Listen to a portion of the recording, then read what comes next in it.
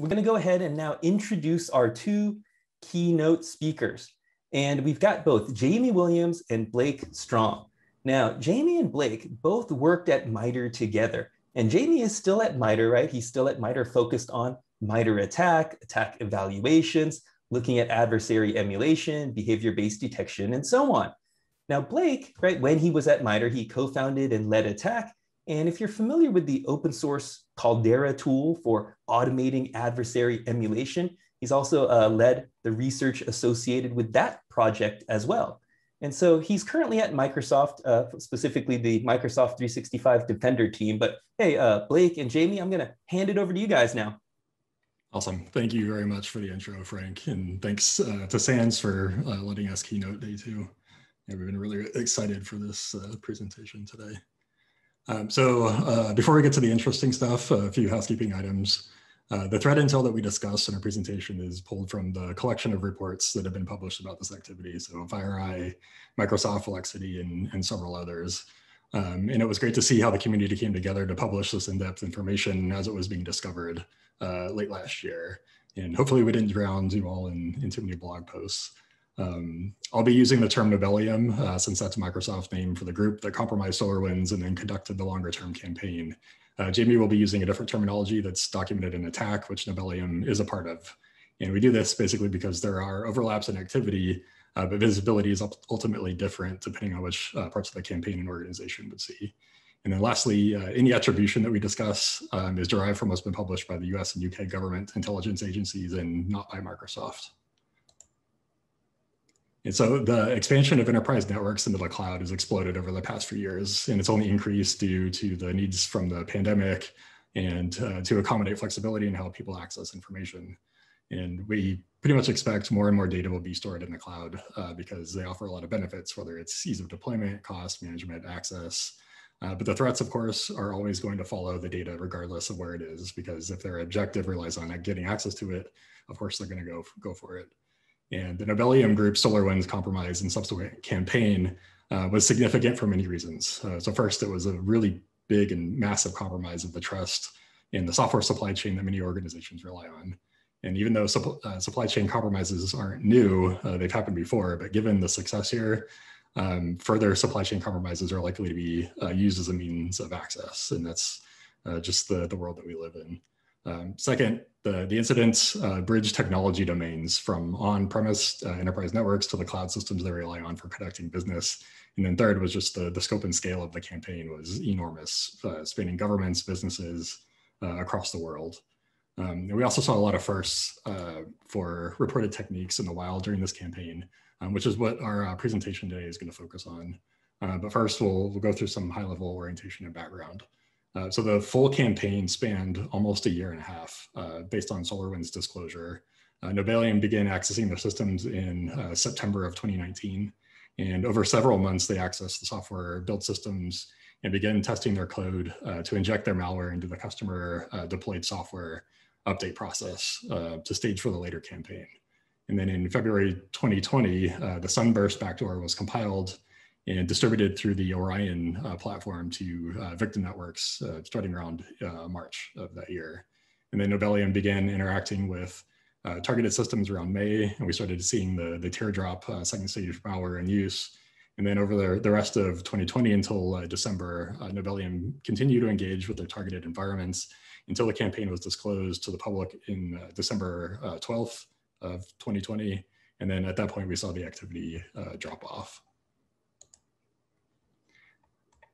So based on our investigations and publicly available intel, the most common sequence of events that occurred with NOBELIUM victims can be broken down into roughly 4 phases. So the first was, of course, through the compromise of the SolarWinds Orion platform, and that was used to insert the backdoor. Because Orion, SolarWinds themselves had been compromised and their build process had been used by NOBELIUM to insert the backdoor, the software was then pushed out to customer networks. And if you're not familiar with Orion, it's a system that is commonly used by IT and admins for infrastructure monitoring and management. So you can imagine it could provide critical access to critical systems wherever it might be deployed. The compromised application then grants the attackers essentially free and easy deployment access across a wide range of organizations who use and regularly update that application. And that gives them little risk of detection because the application has signed application binaries that are common and of course considered trusted because of that reason. And then with the initial widespread foothold, the attackers, of course, can then pick and choose what specific organizations they target because of, as long as the backdoor is installed and are detected, they have access. And then the next stage of the attack involves on-premise activity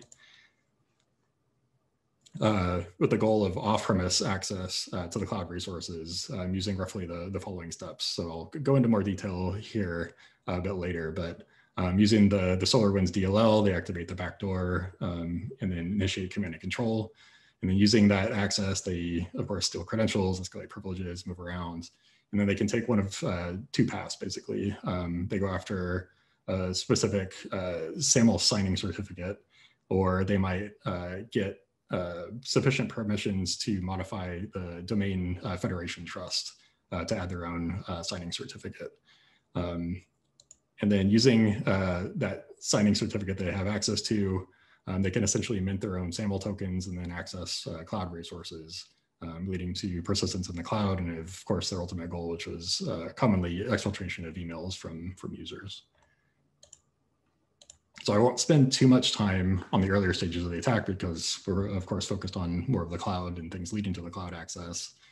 But just to give you a sense of some of the work that they had to go through, of course, they accessed through the Orion's software, the business layer.dll, you might be familiar with that.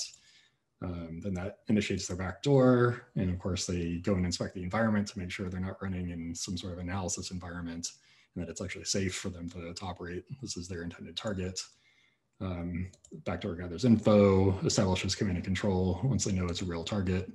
And then it sends information back to the C2. And then that's when they drop the second stage and go remote control to get hands-on keyboard. And so after establishing that backdoor connection to the affected device, the attacker's next goal, of course, is to spread across the network and ultimately access privileged accounts, or ultimately the ADFS server, which stands for Active Directory Federation Services. And that, I'll get into more details here, but that essentially gives them the proverbial keys to the kingdom once they get access to that. So of course, that's their ultimate on-prem target. They'll dump credentials via Mimikatz, move around laterally to find a path to their targets, do some persistence and further exploration. And here's where they get to the point where they're actually going after the ADFS server. So they'll do some LDAP enumeration, perform a DC sync attack if they have permissions there against the domain controller to gain some of the initial credentials that they need to access the ADFS server. And of course, they'll go after ADFS and steal the SAML signing key. And that's essentially path one. So path two is where they get access to the privileged account to interact with the tenant's Azure admin. And that would essentially allow them to add their own signing certificate and then pivot to the cloud. And so we're going to be focusing on the next couple of slides on things that are happening in the red box there. So if you're not already familiar with this incident, you may be wondering, why would somebody go after an ADFS server in the first place? ADFS, Active Directory Federation Services, and this essentially enables federated identity and access management by securely sharing digital identity and entitlement rights across security and enterprise boundaries. And it's effectively the Kerberos for the cloud.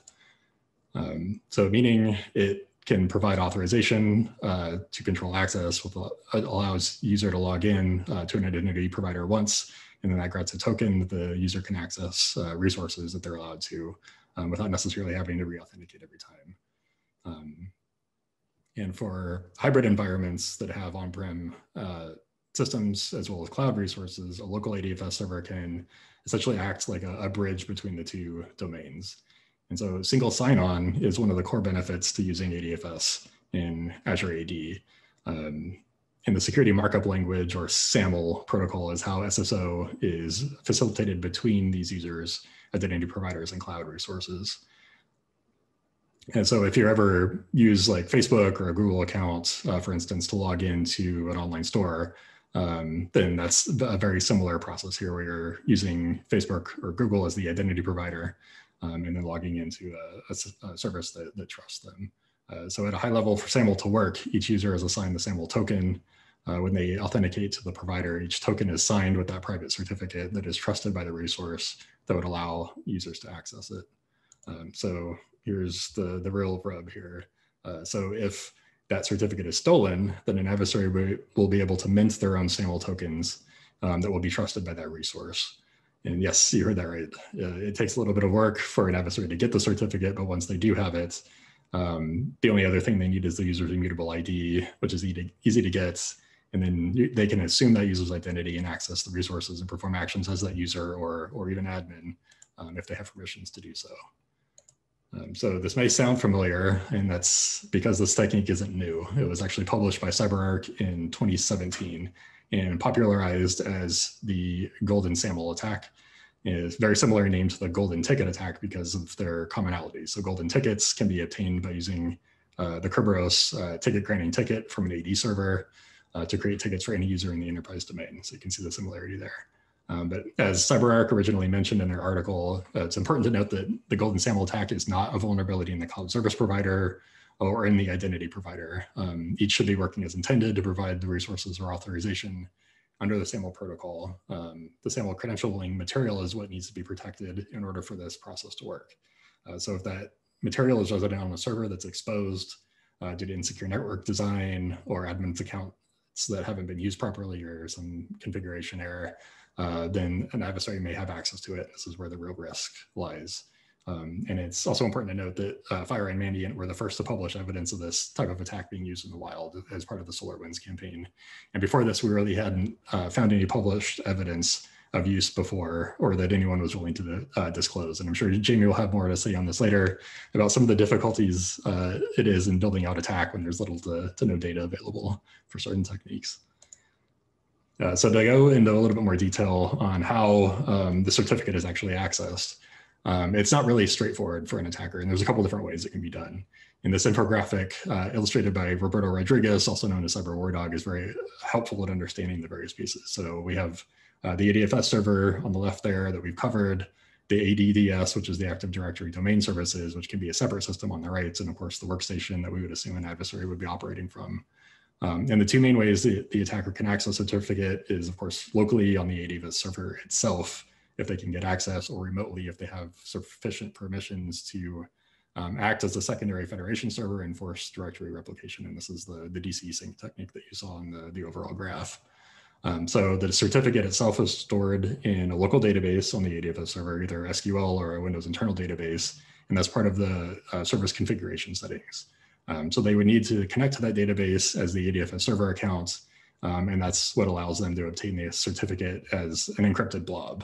So the next step is to get the key to decrypt that certificate, which is stored commonly on the ADDS server. So they'll need to get access to what's called a distributed key manager master key, and that's what's used to encrypt the certificate. So the key is actually stored in an attribute of an AD object under what's called a thumbnail photo on the servers. And one way to access that is through a specially crafted LDAP query that will return the encrypting key. And once that's obtained, the attacker can, of course, use that to decrypt the signing certificate that they've already obtained. And so like many techniques in attack that document how adversaries abuse legitimate systems for their gain, this is really no different. So in order for SAML protocol to work, the signing certificate has to be available to the system and the service that creates the tokens. If the attacker is able to compromise a trusted aspect of that process, whether it's accounts or direct access to the system, as I noted, then they can access the credentialing material. And that's really where proper isolation is the best method of defense here. And many actions described in the sequence can actually be performed by a tool called AED Internals that was created by Dr. Nestori Sinima, and that's publicly available on GitHub, and we have a link at the end of the presentation for that. And so here's an example of how that DKM key is actually obtained. So the top is an image of a PowerShell script that shows the LDAP query being sent and what the output looks like. And then one way on the bottom to detect this sequence of actions is, of course, to look for that LDAP query with that thumbnail photo string in it going to the ADDS server. And there's also probably another way to detect directory replication actions, but we won't get into that in this presentation. All right, so back to the attack sequence. So just as a reminder, path 1, going after the ADDS server. Path 2 is going after Azure tenant admin credentials. So for the first path, the attacker now has the decrypted signing certificate. They can mint SAML signing tokens and allow them to impersonate the users to enable them to access resources. So that goes straight to the mint SAML tokens. And for the second path, the attackers essentially offsite create their own SAML signing certificates and then add that as a new or modified federation trust within the tenant. And that then allows them to mint SAML tokens. So the next steps for them, of course, searching for accounts of interest to impersonate, adding credentials to the service principal or the application that they're going to use to scrape emails, impersonate the application, and then extract emails through the API. And for the next couple of slides, we're going to be focusing on the red areas there. All right, so here's a demo that we recorded that shows the process for minting new SAML tokens from a previously stolen cert.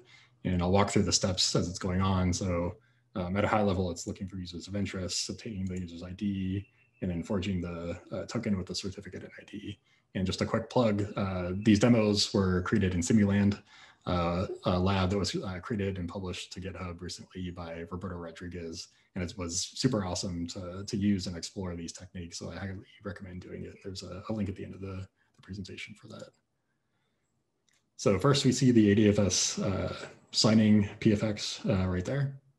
And that's the stolen cert. So next we'll drop in a recon script that looks for the domain admin members. And so it finds 3 accounts. So we'll grab the object GUID there. And then in order to get the immutable ID, we'll do a base 64 encoding on that ID. And then the next part is we'll set the variables for the next action to mint the SAML token. So we'll set the cert there, the issuer, and the ID. And now you can see the output of that minted SAML token for P. Gustavo. And so it's important to note that when an adversary does this, it's not going to be on your environment. It's going to be on their own systems after exfiltrating the certificate, so you won't see it. SAML tokens commonly are used to bypass multi-factor authentication because that step happens when the user authenticates. So it would happen before the SAML token is created. So this essentially bypasses that process. And it's also very hard to look for minted SAML token use. The attributes of the token can be modified by the attacker. So you're really better off looking for unusual sign-in locations from untrusted VPSs and things like that. And so here's the second video that demonstrates how the SAML token can be used to extract email.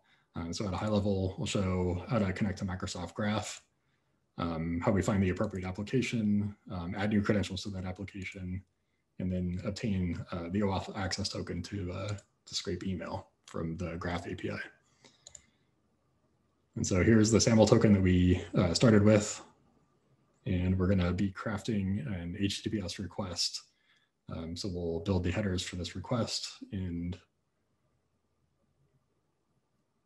right there, and notes that we're going to be impersonating Microsoft Outlook in that user agent.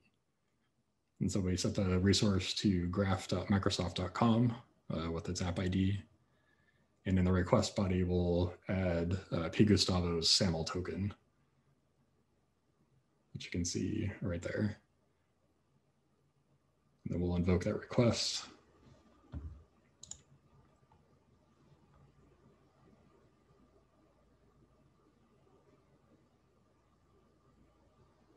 And you can see the tokens that we obtained from that. And there's also the refresh token as well, which can be used to attain new access tokens without the user having to re-authenticate. And now there's a resource called jwt.ms that we'll show here in a moment. And that's a really helpful tool so that if you get a token, you can decode it and understand all the variables and the resources that it's good for and the scope or permissions that it allows the user to access.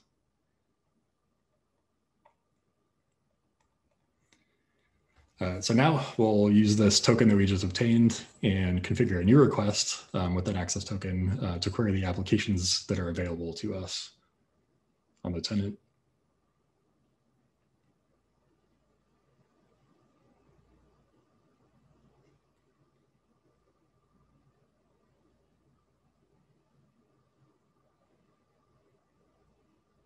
All right, and we see my application there with its app ID. And so we'll craft a new request to add a new account to my application.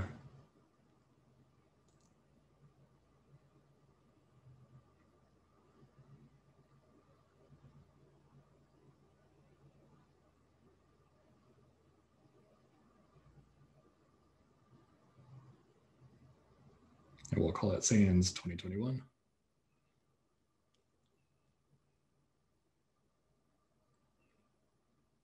And then after we execute this request, we'll see all the details and the secret text password. Yeah, you can see the application, the app ID, and we're calling the function add password there. Yep, and there's our display name, and there's our secret text password. So we'll save that password in a new variable. And our next step is now to obtain an access token from my application with P. Gustavo's SAML token and the access token that we just obtained. And this is the step that essentially impersonates that application and accesses or gets the token to access P. Gustavo's email.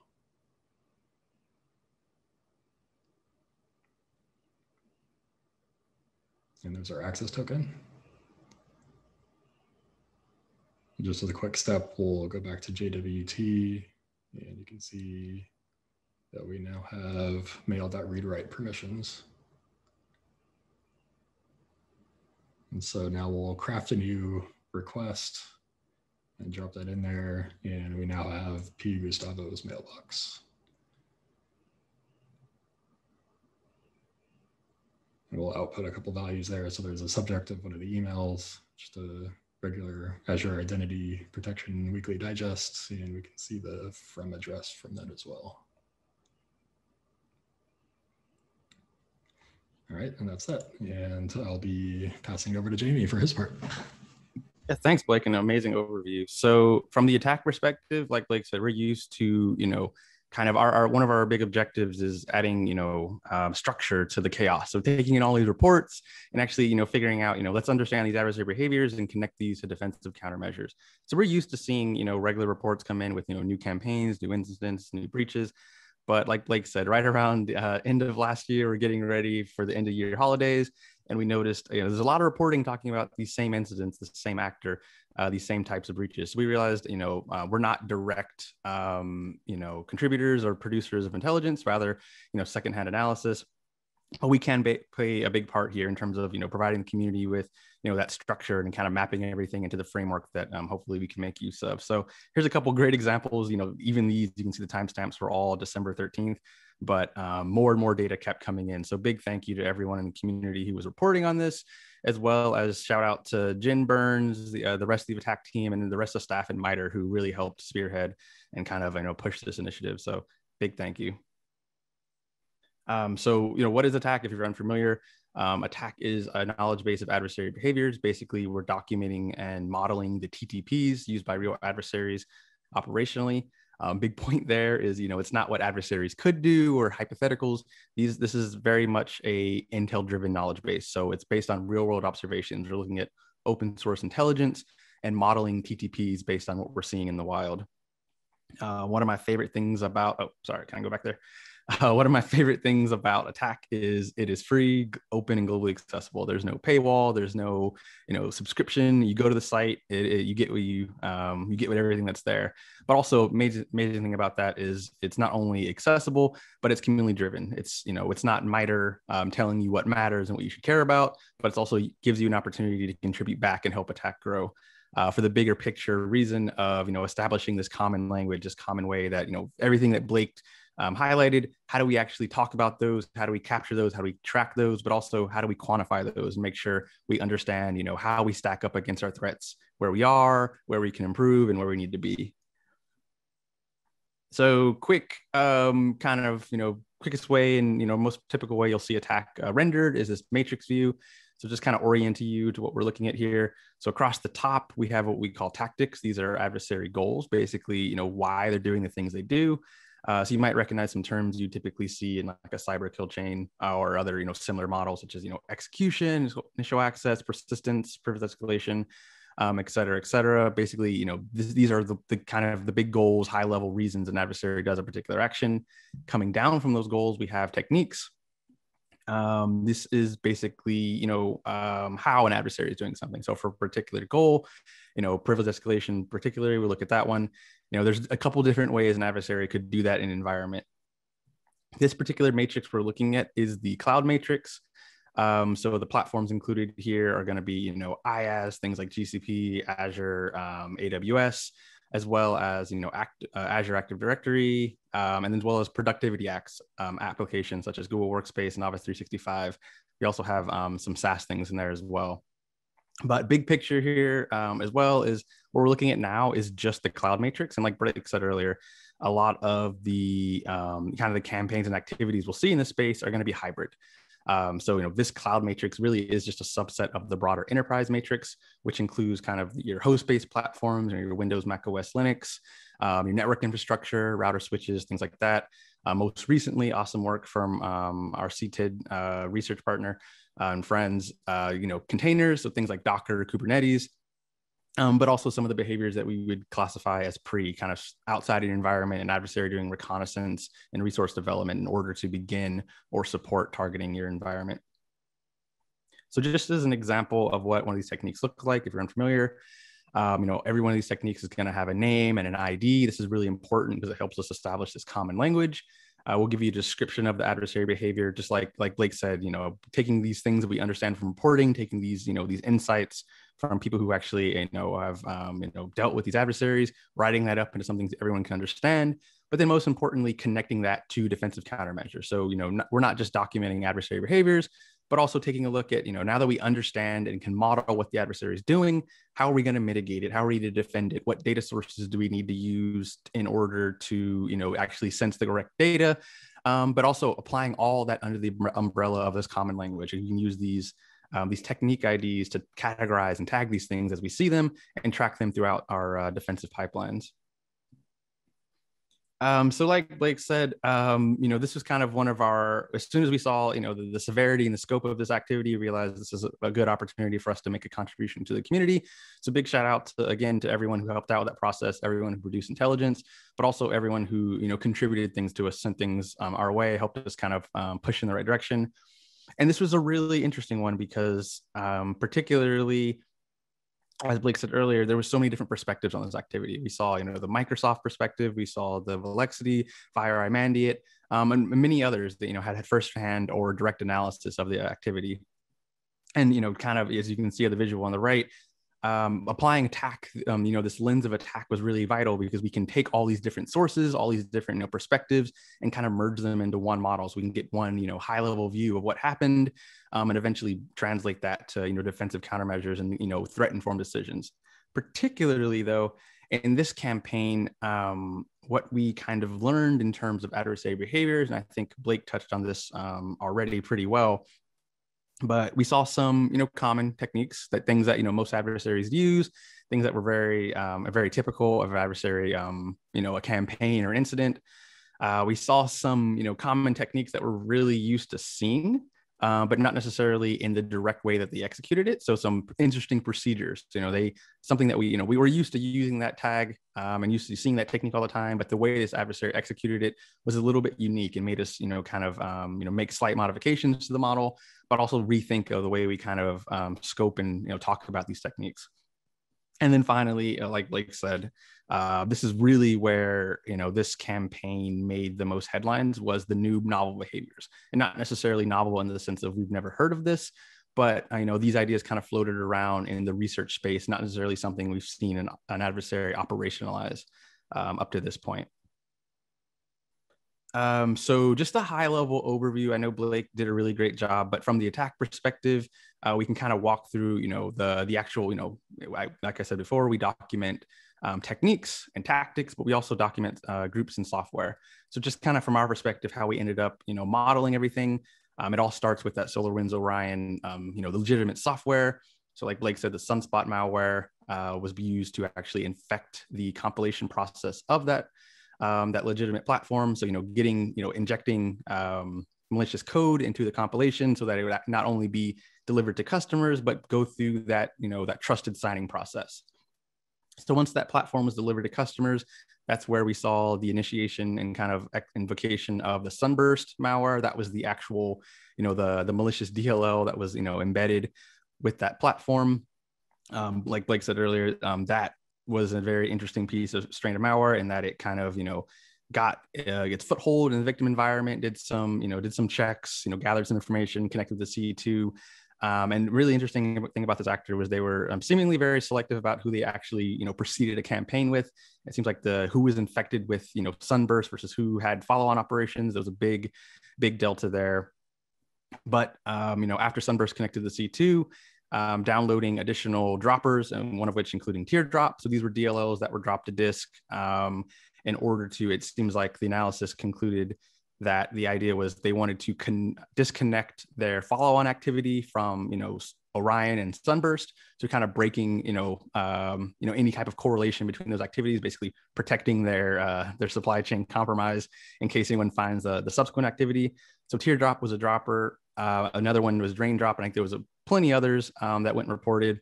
But basically, long story short, these were things dropped to disk in order to down their next stage payload, which was, a very popular thing that we see all the time. Cobalt Strike. This is a red team toolkit. Adversaries make great use of it. This is where we get into what Blake categorized as the hands-on operation. So at this point, they have a callback and they're running commands through this beacon. And this is where we actually see the interactive activity that Blake described, using AD-Find in order to do domain reconnaissance, using Mimikatz to dump credentials and various other activities, eventually concluding with them interacting with, the on-prem cloud resources via, PowerShell Exchange, Microsoft Graph. So that's kind of that full temporal, sunspot to cloud, how we typically saw these play out. One other note is, during this investigation, there was other malware and other activity found involved with this actor. Particularly, later investigations found GoldMax, which was, my understanding is a alternative for Cobalt Strike. So another type of kind of full-featured rat that the adversary was using to interact with host. Goldfinder, which was a small utility that was used to basically trace, network infrastructure. So it seemed like they were using that to kind of reach out and find, like, they were in a victim environment and map the infrastructure from, wherever they were, whatever host they victimized, out to the public internet, figure out if there's any proxies, what the kind of path to their C2 looks like. And then Cybot, which was, it kind of seemed like a very specialized piece of malware that was used for persistence, but also, downloading additional tools. And one other note on this is, like Blake said earlier, this is just kind of one perspective on things, but we also saw that same actor gain initial access via an Exchange vulnerability. So scanning, that was a big thing early in the year, scanning for those vulnerabilities and actually compromising those and then proceeding into a campaign. But also an interesting thing that we saw them do was manipulate and abuse multi-factor authentication. So stealing, keys off a multi-factor authentication server and then using those to purge and forge their own cookies in order to gain access to, Office 365 components. So, I promised attack, and here's attack. So, big shout out again to the team who helped us work through this. But, going through, multiple reports, it can be a lot. There's all these reports, all this data, all these great insights. But bring it to a view like this is really helpful because we can see kind of the full picture. We can see the kind of the breadth of techniques, where they fall. Interesting enough, this is a really full, matrix for one breach. But we can start to actually make, like I said before, those threat-informed decisions, starting with looking at the techniques that we're we're comfortable with. So, comfortable in the sense of things that we see all the time, and we kind of have a good grasp of how to defend those. So, like I said before, big first one here is valid accounts. So this actor, most actors, they got in the environment, they got credentials, and they use those credentials as part of, to kind of hide in the noise as they move laterally, but also as a persistence mechanism. If they somehow needed to reaccess the environment, they can use the credentials to gain reaccess to the environment. And that's something that, we see most actors do, and kind of highlights, initially that we need to, prioritize our authentication logs, realizing, I think Blake will touch on this really well later, but looking at and understanding, hey, we need to understand where our users are accessing events or accessing resources and services, and actually track that, make sure that, everything kind of aligns with what we expect. Next one would be command and script interpreter. Another big one, any adversary that wants to run, arbitrary commands in your environment is likely going to use an interpreter. In this case, we saw the adversary using PowerShell, Windows Command Shell, and Visual Basic. So, processes, host processes that we're very used to seeing, CMD, PowerShell, WScript, things that, may be very noisy. But as a defender, we need to recognize that these are things that we actually need to, check out the command line, make sure there's nothing nefarious happening with those very commonly abused processes. Another big one via their C2 application layer protocol. This is actually really interesting. This group, I'll get into this a little later, but this group is notorious for having very, very intricate C2. In this case, this breach was no different. They were using, DNS that was mimicking some of this legitimate SolarWinds protocols, and then some sneaky HTTP and naming their host after victims in the environment. Just some really interesting tradecraft just to kind of blend in. But it's definitely something sniffing network packets and kind of watching net flow is not something that we're, as defenders, we're very shy of. So just highlighting the importance of that, and reminder as a lesson here. And finally, this is something we see all the time as well, ingress tool transfer. Adversaries, once they get into environment, downloading additional tools. This adversary was no different, whether it was their, follow-on loaders, or they had a bunch of configuration information that they dropped to victims. Seeing those file creations and all that file IO activity was really vital. So that's the common ones. These are the interesting usages. Starting with, like Blake said, one of the really kind of the key things we picked up on from this particular threat was their understanding of authentication and authorization. So, particularly here, we're talking about the app impersonation that Blake mentioned. So them understanding how to add their own credentials to, an application or a service principal, and modify the permissions and able to actually use that principal and that service to, gain. I think Blake's demonstration highlighted this perfectly, finding the Outlook application, adding their own credentials and using that to actually make those API requests. So this kind of highlights that need to, not only understand what data we collect, but understand, our terrain and our, our architecture, understanding our services, making sure we kind of keep tabs on all those, but also, kind of unique to the cloud, watching those APIs, understanding, what looks normal, what doesn't, and being able to, defend appropriately. Next one here, any stealthy adversary is going to know how to clean up after themselves. This actor no different. So they, deleting files after themselves, time stomping their files to match the environment, so they don't want to drop something that looks new. This is something we saw, in a couple reports from this adversary, but most particularly interesting here was they also knew how to clean up on, beyond just, the obvious stuff. So they actually understood, hey, with an exchange export request, they understood how to clean up after themselves. So another big highlight on understanding our terrain, making sure we, these services, these applications that we have in our cloud environment, understanding, what they look like, where they log, and being able to recognize any modifications to those logs. And finally, this is kind of leads to our next slide, but this back to our same theme about this actor being very very versed in authentication and authorization. So in this case, as I mentioned before, the adversary understanding how to bypass multi-factor authentication, understanding how credentials in these cloud environments work, and actually being able to not only access legitimate like passwords and, kind of, typical credential material, but being able to, grab, that key I talked about, forge their own cookie and use that to authenticate to Office 365. That was something, we've seen adversaries, kind of hijack sessions or, sniff something over the wire and then reuse it. But in this case, the adversary, starting from scratch and building their own cookie and using that environment, that was a little bit of a different twist, but highlights our need to kind of, keep an eye on those resources, understand, what looks normal. In this case, the Velexity port actually mentions a really good way to detect this was they saw, an initial request that included a cookie, and there was no logging or any type of user interaction on the cookie server. So, how did a user get to full authentication without, multi-factor authentication without those multiple, login attempts? That doesn't necessarily track.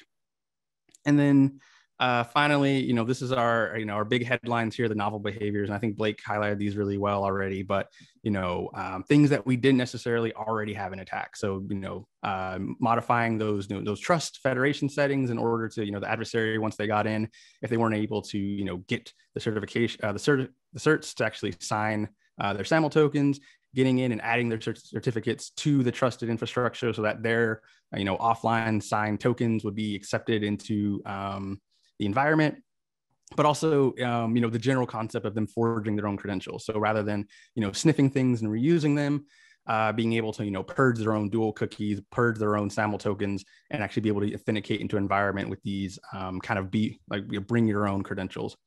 Most important thing here is, not only just getting this into the model, but being able to, as I showed before, document how these techniques work, but also connect those to the defensive countermeasures, particularly in this case, these very difficult, but, potentially possible to detect behaviors.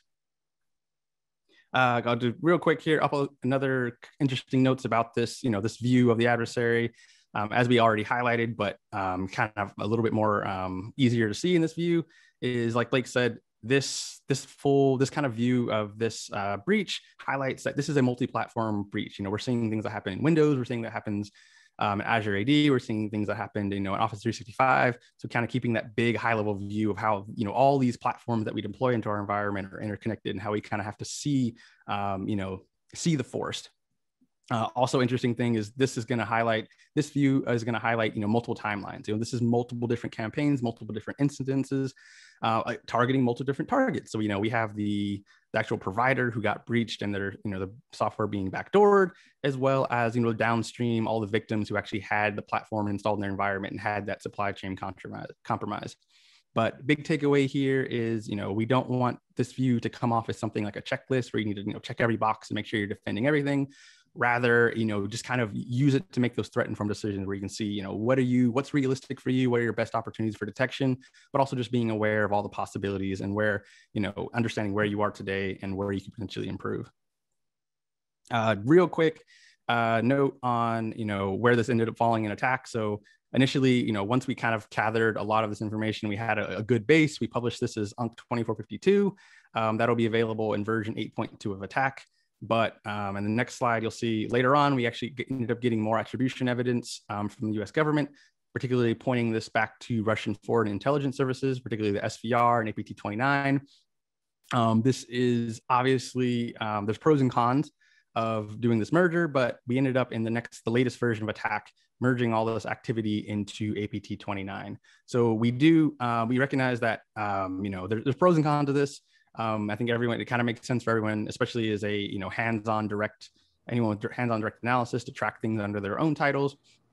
But just letting you know where this kind of fell in terms of attack. So if you're interested in seeing, all this activity represented attack, currently it's going to be an APT29, but you can use the versioning on our site to go back and see it as UNC 2452 and all the other associated aliases as part of attack version 8.2. Awesome. Thanks for that background. And we realize it's 9:45 and we got the thumbs up from Sans to go a little bit over. So we're going to try to wrap this up quick. So back to the sequence diagram. So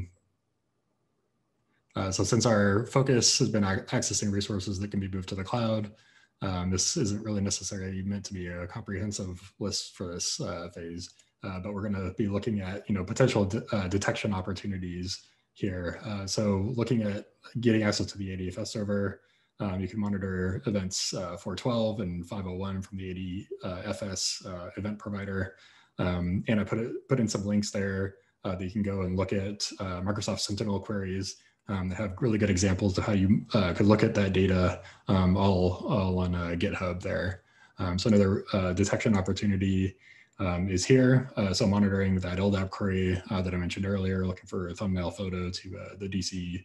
And again, the Sentinel queries there to give you a sense of how you might look at that data in your own environment, as well as some example detections there. And then going to the next step here, for a new and modified federation trusts, you can look in AED audit logs for very specific activity types, setting federation settings on the domain or setting domain authentication. Again, another Sentinel query there to give you a sense of how you can look at that data. And then from the M365D perspective, we're able to detect on compromised accounts that actually perform these actions. Moving further, again, very difficult to detect minted SAML tokens. You should look at unusual login locations or impossible travel instances of accounts, because that might give you a sense of the account being compromised and then being used from a location the typical admin doesn't log in from. Going a bit further, so adding credentials to applications, you can detect that too through AED audit logs, looking for changes on service principal, credentials, updating application certificates and secrets management. Another Sentinel query there for more details. And then extracting the email through API, you can also see evidence of this in the AED audit logs for changing permissions on the application. So delegated permission grants, role assignments to service principal, or even the permissions change. If the application they compromise doesn't already have access to read email, then they might add that. So you can look for applications that shouldn't have access to those permissions and then suddenly do.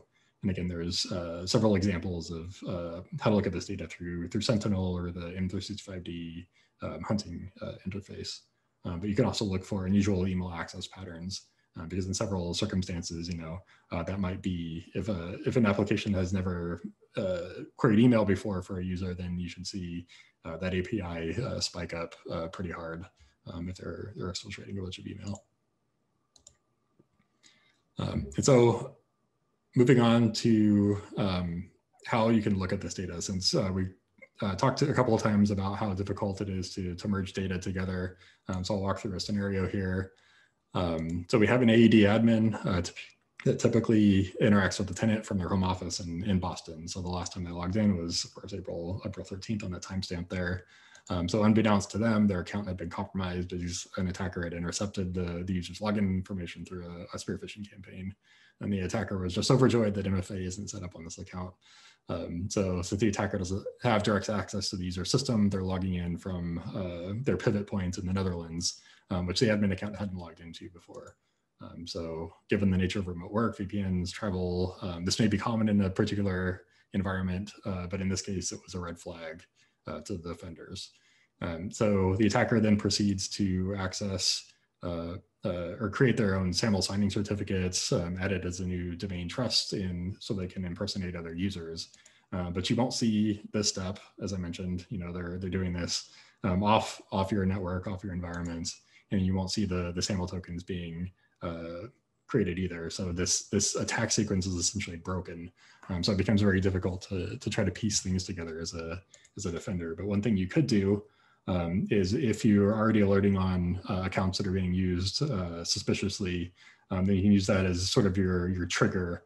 And then you use that account and then look for instances of that account setting federation settings on a domain, which could indicate, of course, that the account is compromised and they're trying to add their own SAML signing certificate, and then essentially create another alert there, which says this compromised user did this super suspicious action, and you want to be aware of that.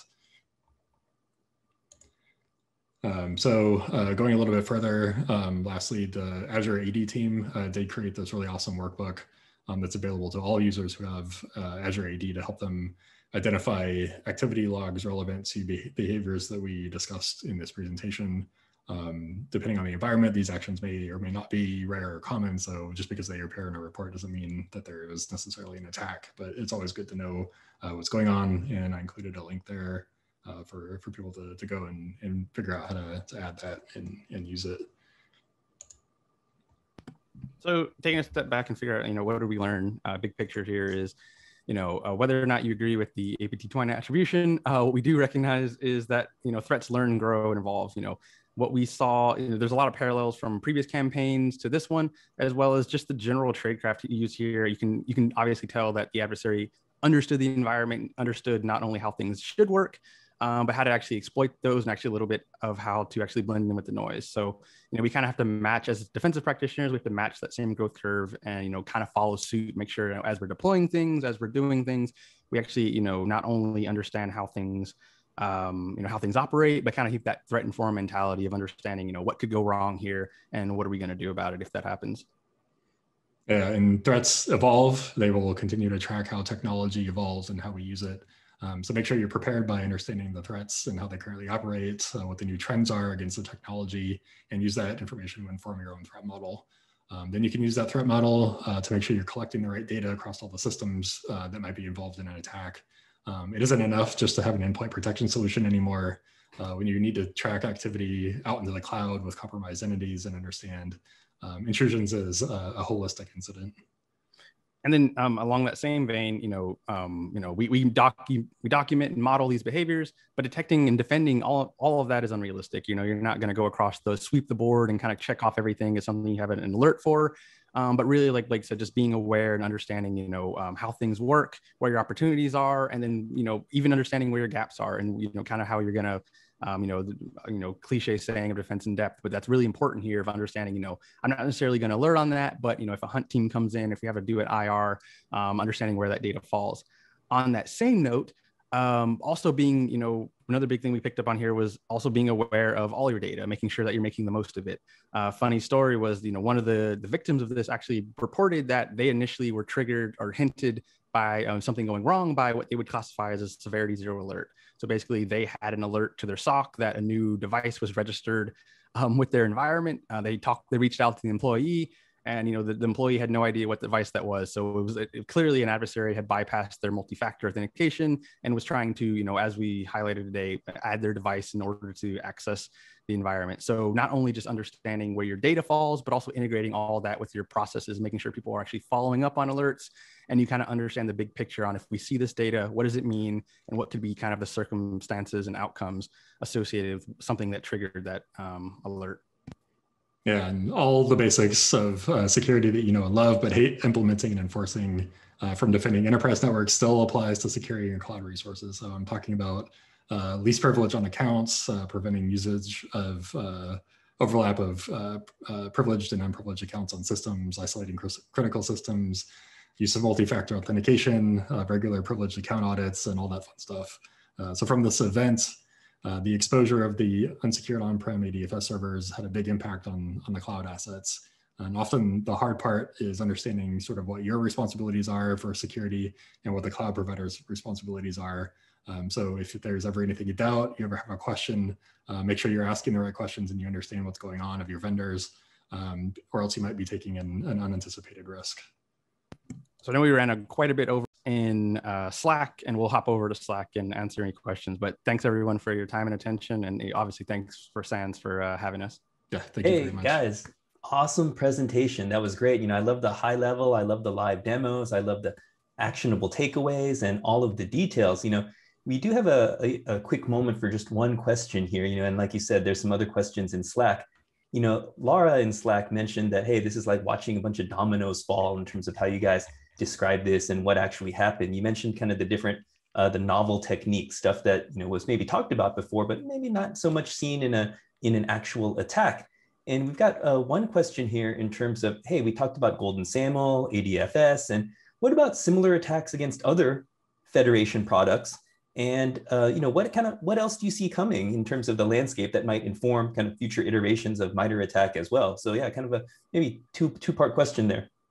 Yeah, awesome. I think that's a really good question. And like you said, that's kind of the balance we take on, when and what to include with attack. So, attack is going to have a philosophy of including things that are only, operationalized by real adversaries. So things that we've already seen in the wild. But for that exact reason, we also really push people to make attack their own. So, download the Cloud Matrix. You have different intelligence, you have different perspectives than, us. If you have additional techniques, document those, build on the model, add your own techniques, add your own insights. And then, if possible, contribute that back to us so that we can share it with the broader community. But, even internally, if you see, if you have, different things deployed in your environment, you see these different threat opportunities and different threat vectors, bake those into your own version of attack, build it out, kind of build it into that bigger picture so that you can kind of make these same decisions, but with really a personalized version of the model. So, attack isn't, what we publish on the site isn't as far as you need to go. It definitely something that can be extended and made your own. Yeah, and there's some really good researchers out there looking at, what is the pivot between endpoint systems in the enterprise and cloud. So I mentioned Dr. Nestori Sinema, following what's going on with AED internals is good because that tool is in use. Following what Dirk Jan is researching is also very helpful at sort of following what adversaries might use in the future. But specifically, I think if an adversary can't access the ADFS server, they might go after specific users that have specific access, and dumping those refresh tokens, those tokens that I mentioned, can be done on an endpoint system. So if an adversary is able to get those, then they may be access to resources that that token allows them to. Awesome. Hey, well, thank you guys again so much. Everybody, let's give them a virtual round of applause.